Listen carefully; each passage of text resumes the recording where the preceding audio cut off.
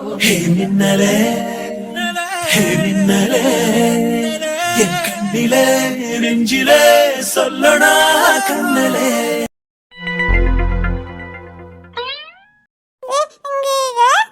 அகில் குட்டி, என்னடா பாக்குற? கலர் கலரா என்னமோ வருதுன்னு பாக்குறியா? இதுக்கு பேர் தான் லேப்டாப். என்னடா அப்பா வேலை செஞ்சுட்டு இருக்கேன்டா. என்னடா அக்கா ஸ்கூலுக்கு போயிட்டா, உனக்கு தனியா விளையாட போர் அடிக்குதா? அப்பா வேற பக்கத்துல உட்காந்து வேலை செஞ்சுக்கிட்டு இருக்காரு, நம்ம கூட விளையாட மாட்டேங்கிறாருன்னு பாத்துட்டு இருக்கியா? சரி, நான் வேலை அப்புறமா செஞ்சுக்கிறேன், உன் கூட விளையாடுறேன் வா.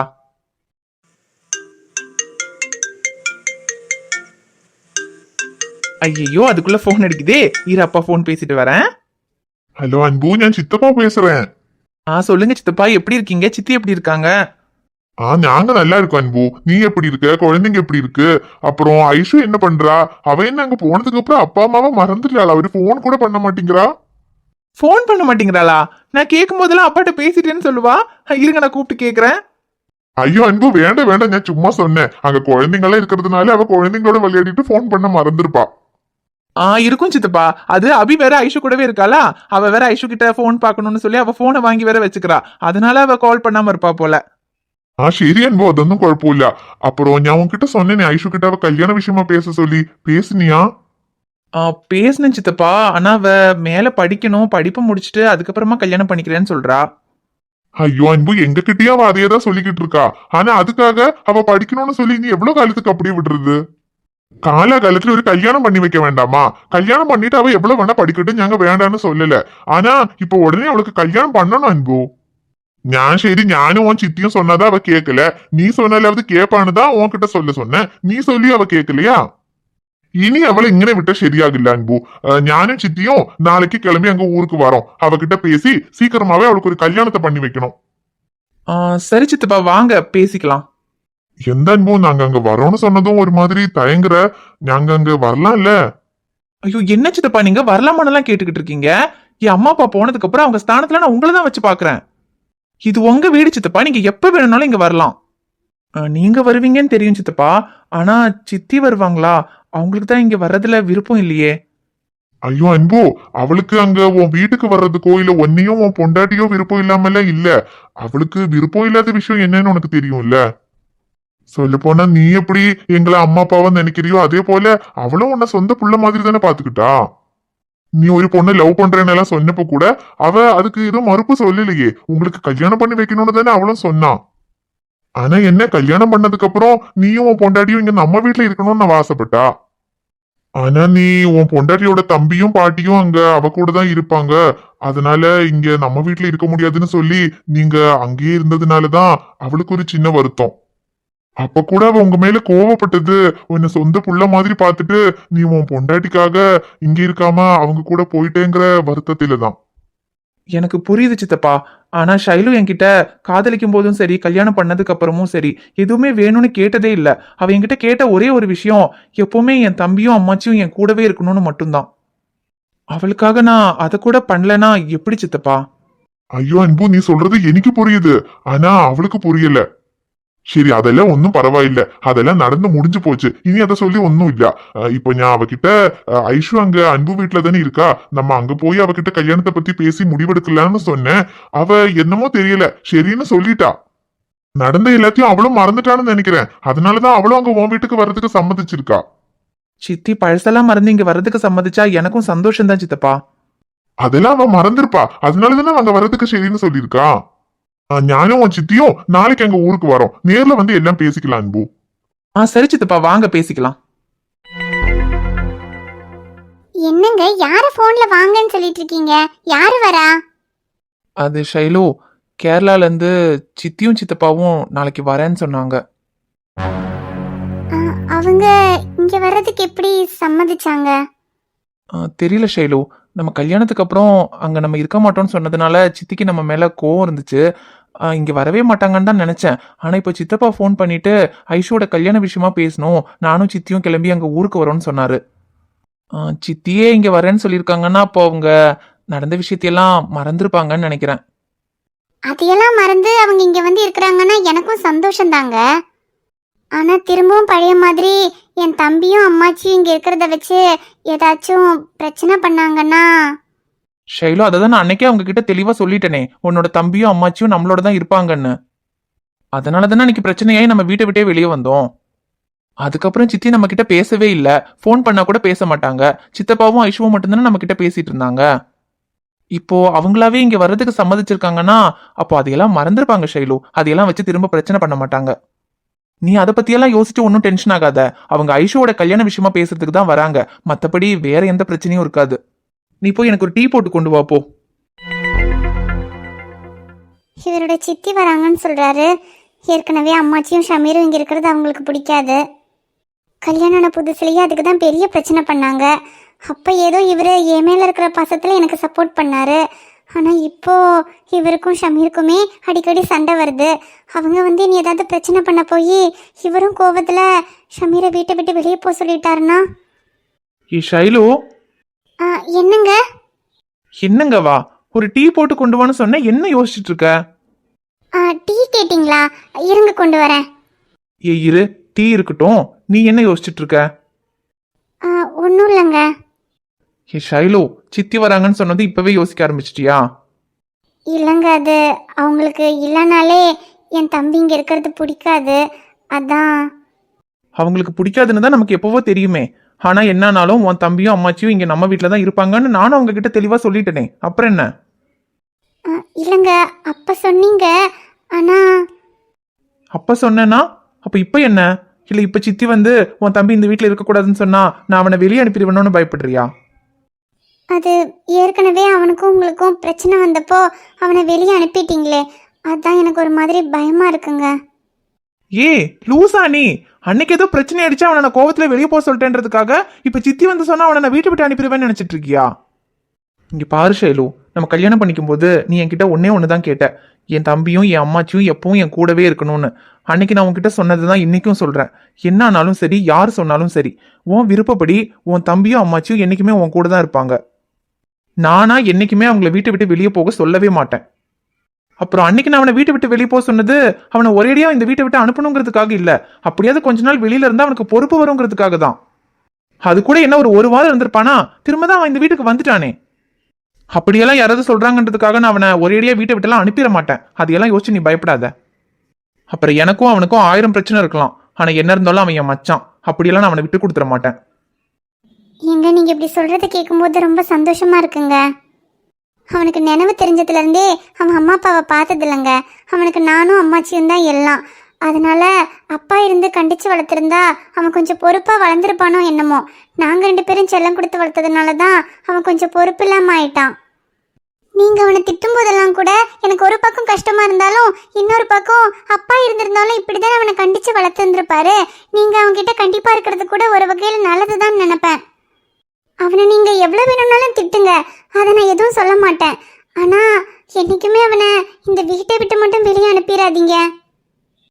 அவனுக்கு நம்மளை விட்டா வேற யாருமே இல்லைங்க. ஷைலுமா, இதெல்லாம் நீ என்கிட்ட சொல்லணுமா? எனக்கு தெரியாதா? நான் தான் சொல்றேன்ல, அவன் மேல நான் கோவப்படுறது அவனை திட்டுறதெல்லாம் வேற. ஆனா யார் என்ன சொன்னாலும் அவனை நான் விட்டு கொடுத்துடலாம் மாட்டேன். அதை நினைச்சு நீ எப்பவுமே டென்ஷன் ஆக வேண்டாம் ஷைலுமா. என்னடா இன்னும் யோசிக்கிற? என் மேல நம்பிக்கை இல்ல?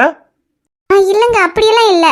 சித்தி வந்து ஏதாவது சொன்னா கூட நீங்க அவனை விட்டு கொடுக்க மாட்டீங்கன்னு எனக்கு நம்பிக்கை இருக்குங்க.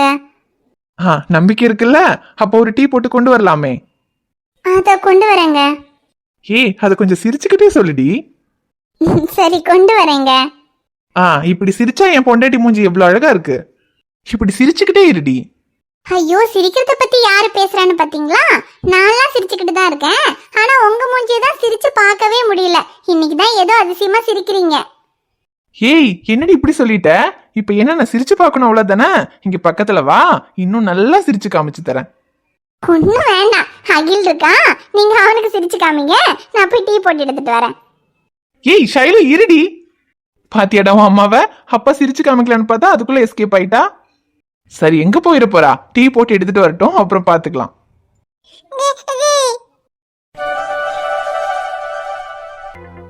ஐஷு, நீ வந்ததுக்கு ரொம்ப தேங்க்ஸ் ஐஷு. எனக்கு இங்க தனியா இருக்கவே ரொம்ப பயமா இருந்துச்சு, அதான் உன்னை வர சொன்னேன். எந்தின கையில் தேங்க்ஸக்கே பறையன, அதெல்லாம் பரவாயில்ல. அப்புறம் நீ எதுக்கு பயப்படுற? ஐயோ அதுதான் சக்தியோட பாட்டி அவங்க இருக்காங்களே, அவங்க ஏதாவது சொல்லிடுவாங்களோன்னு தான் பயமா இருக்கு ஐஷு. நேத்தே அவங்க எவ்வளவு கோவமா பேசினாங்க தெரியுமா, எனக்கு ரொம்ப பயமா இருந்துச்சு. அதான் இன்னைக்கு சக்தி கிட்ட சொல்லி அம்மா வீட்ல கொண்டு போய் விட சொன்னேன். அம்மா வீட்ல ஒரு 2-3 நாளைக்கு இருந்துட்டு வரலான்னு பார்த்தா அம்மா என்னடானா ஊருக்கு போறேன்னு என்னை திரும்பவும் இங்கேயே கொண்டு வந்து விட்டுட்டு போயிட்டாங்க. எனக்கு அவங்கள பார்த்தாலே பயமா இருக்கு. அவங்களுக்கு நானும் சக்தியும் கல்யாணம் பண்ணிக்கிட்டது பிடிக்கவே இல்லை. அவங்க என் மேல ரொம்ப கோவப்படுறாங்க. நானே இவ்வளோ நாளும் இந்த கல்யாணம் வேணுமா வேண்டாமான்னு தான் யோசிச்சுக்கிட்டு இருந்தேன்.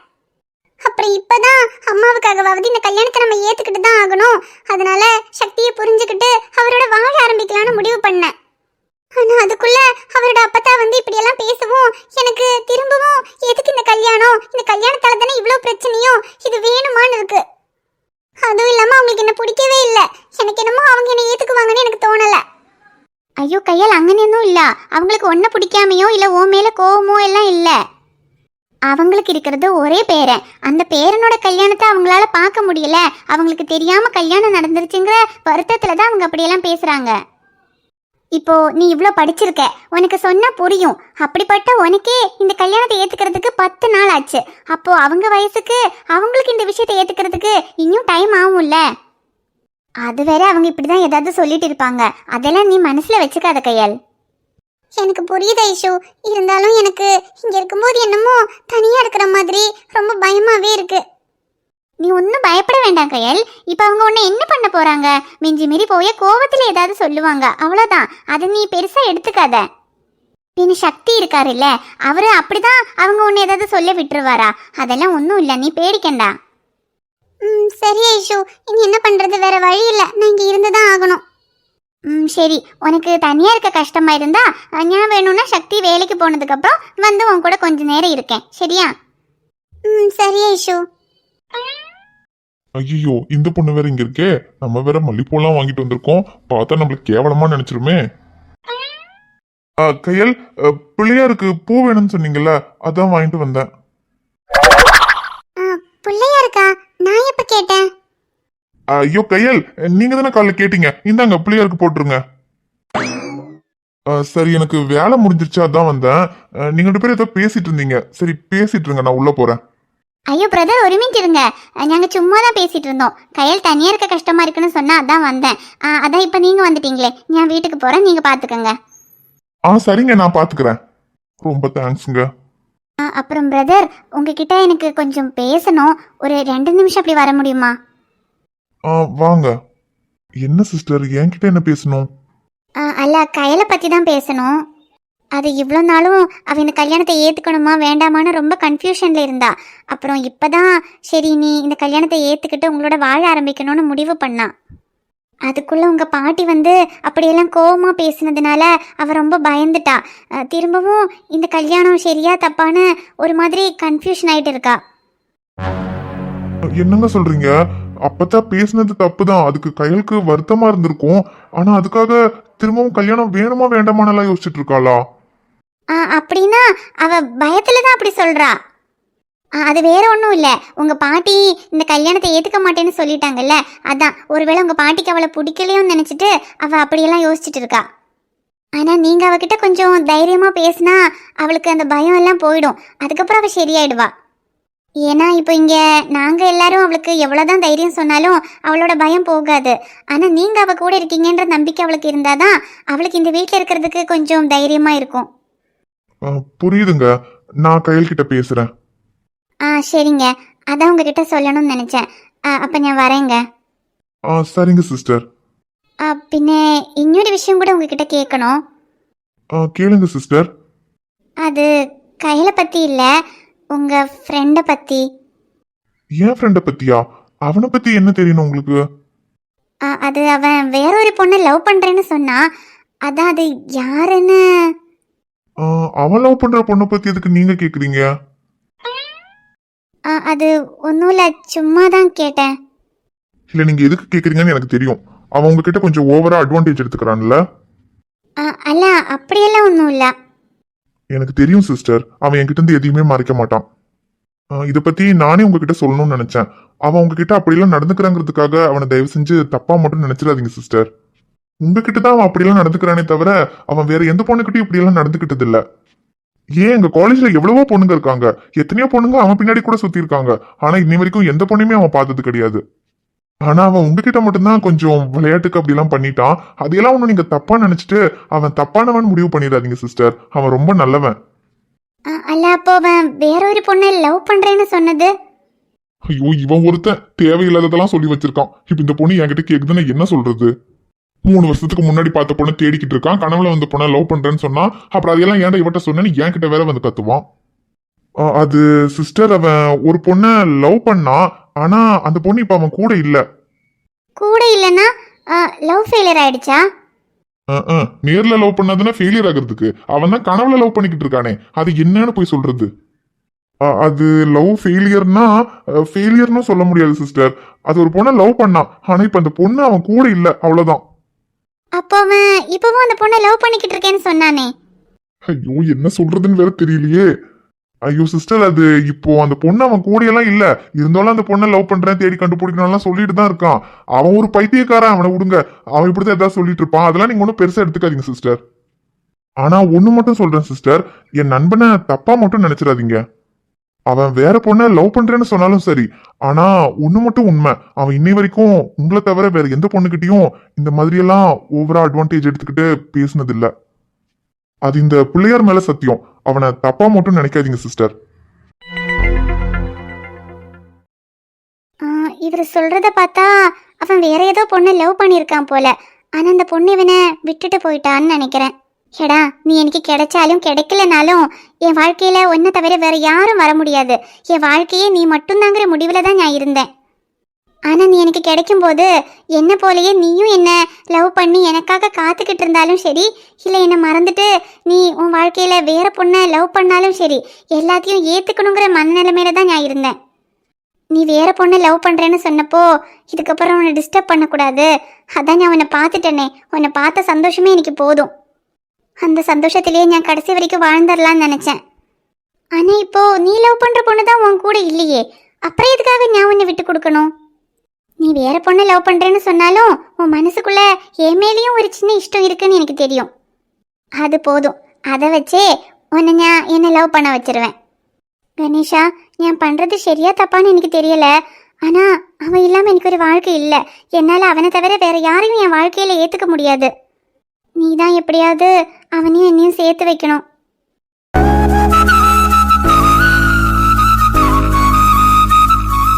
ஹாய் ஃப்ரெண்ட்ஸ், எல்லாரும் எப்படி இருக்கீங்க? நிச்சயமா நலமா இருப்பீங்கன்னு நம்புறோம்.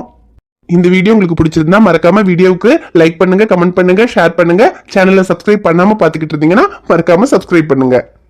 பாப்பா